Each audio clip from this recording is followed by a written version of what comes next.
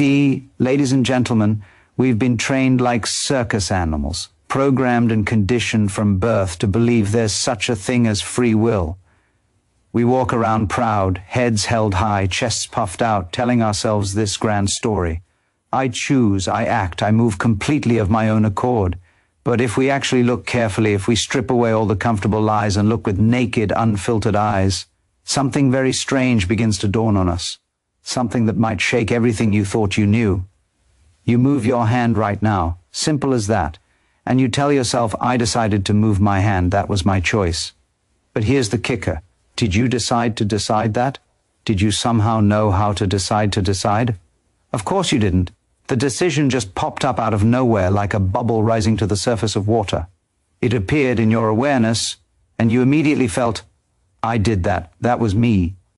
Yet, if you watch this process carefully, really carefully, like a scientist examining something under a microscope, you'll see there's no clear separation whatsoever between what you do and what happens to you. Take breathing, for example. It just goes on without you thinking about it. Sure, you can stop it for a moment if you really want to, hold your breath and turn red in the face. But mostly it just happens automatically, doesn't it? Your heart beats without any command from you, without you telling it to pump. Yet you couldn't live even 5 minutes without it doing its job. So where exactly is the line here? Where does the voluntary stuff end and the involuntary stuff begin? It's incredibly fuzzy, blurred beyond recognition.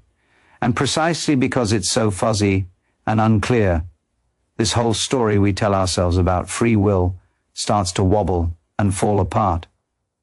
You may feel deep down that you're in charge, that you're the captain of your ship. But look deeper, past the surface comfort of that belief. You'll discover something genuinely strange and unsettling.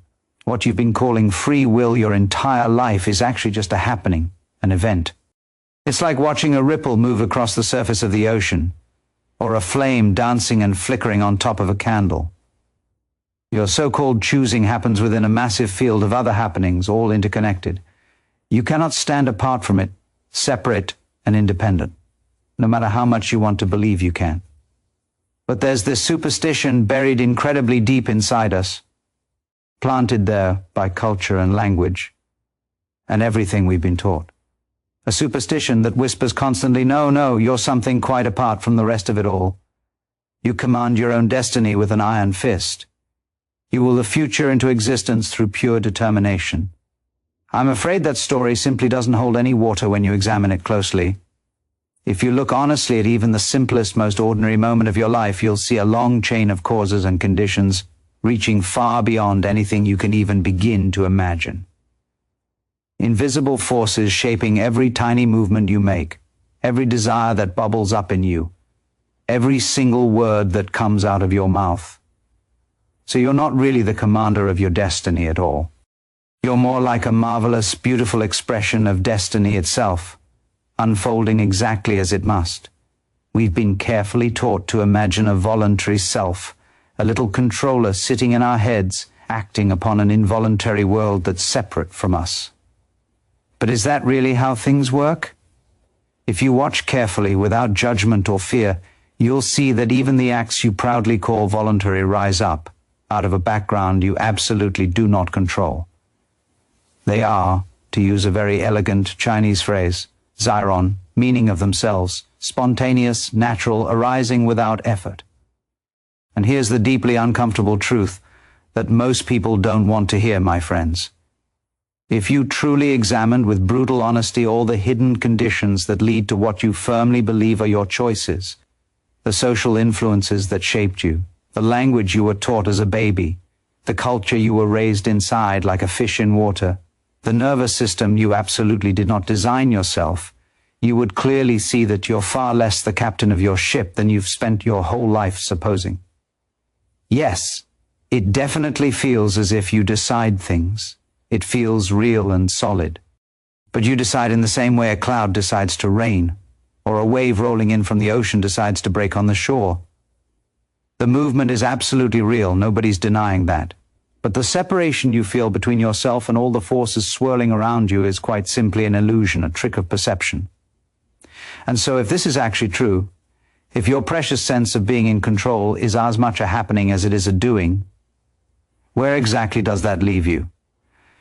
You're standing on a trembling frontier right now, a strange threshold where the voluntary shades and blurs into the involuntary, where what you feel you consciously choose is woven from the exact same cloth as what simply happens to you.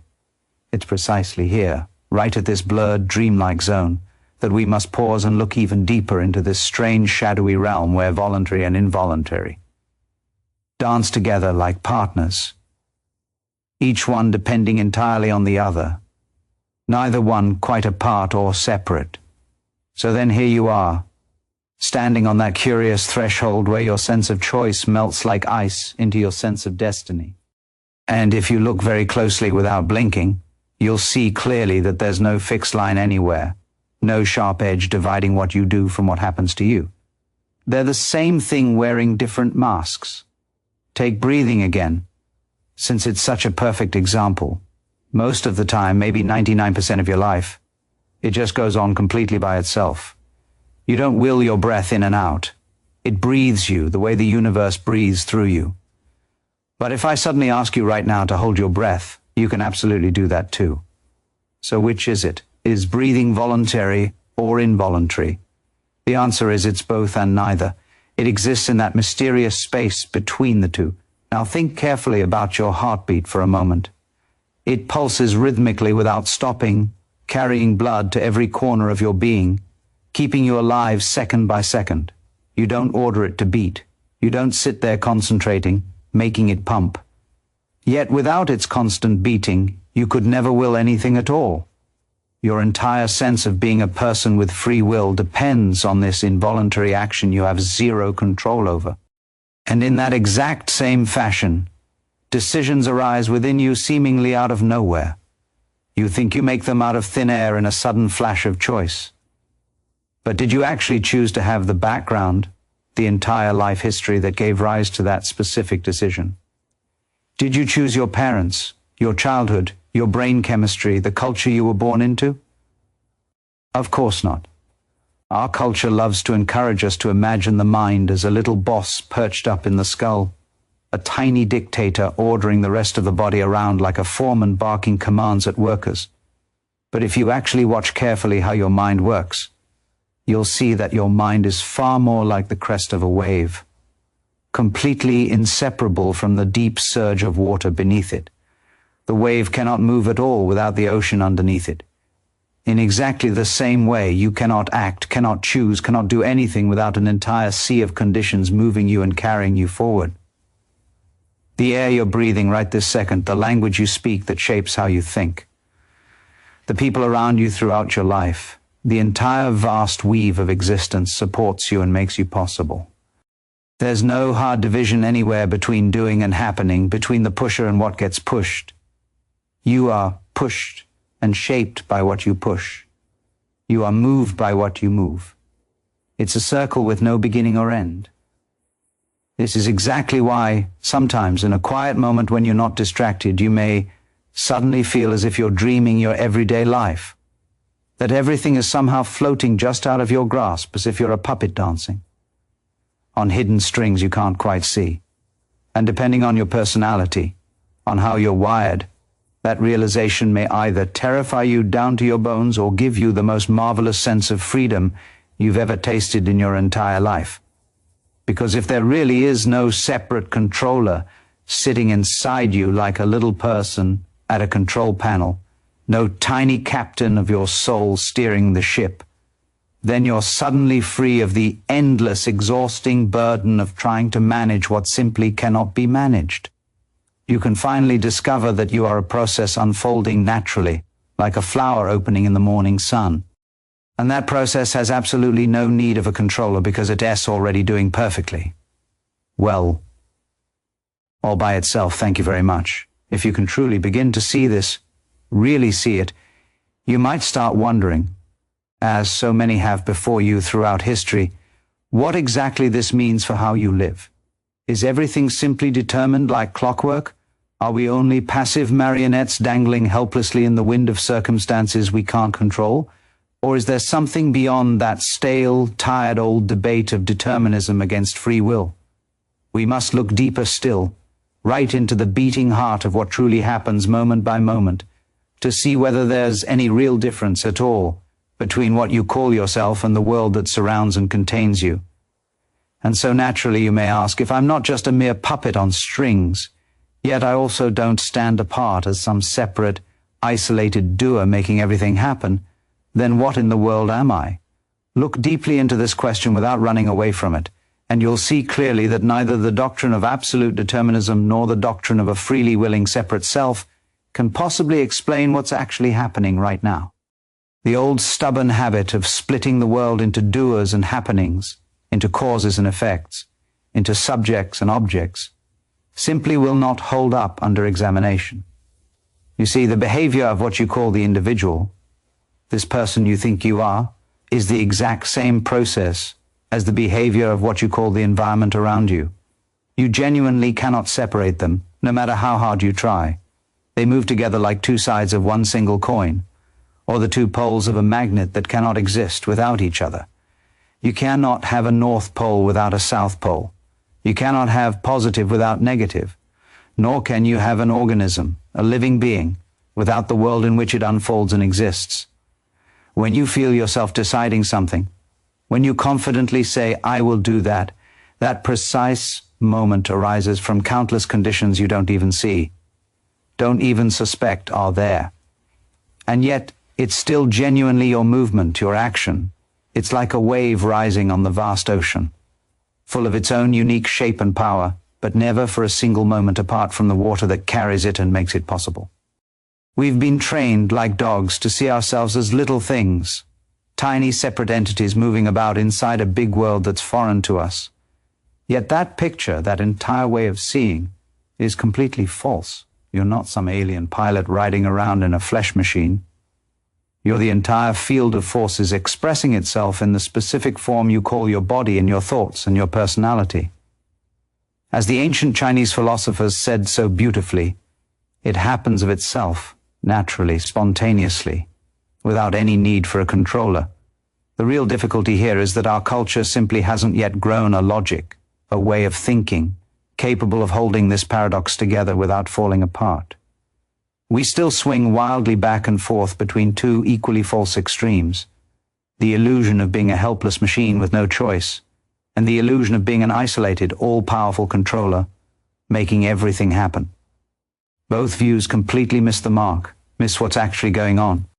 The real marvel, the real miracle, is that your decisions, your thoughts racing through your head, your breath moving in and out, the movement of planets spinning in space, the rising of the sun every morning, all of these are different aspects of a single dance. And you, my friend, are that dance itself. If you watch very carefully, like a cat watching a mouse, you'll begin to see clearly that existence is relationship, pure and simple. There's not a single thing in this entire universe which stands truly alone, independent and separate. What you are is not some solitary lump of consciousness wandering lost through a world of separate objects. You're a pattern of relationships woven seamlessly into the total process of nature unfolding. As I've said many times before, there's no such thing as light without eyes to see it. There's no such thing as sound without ears to hear it.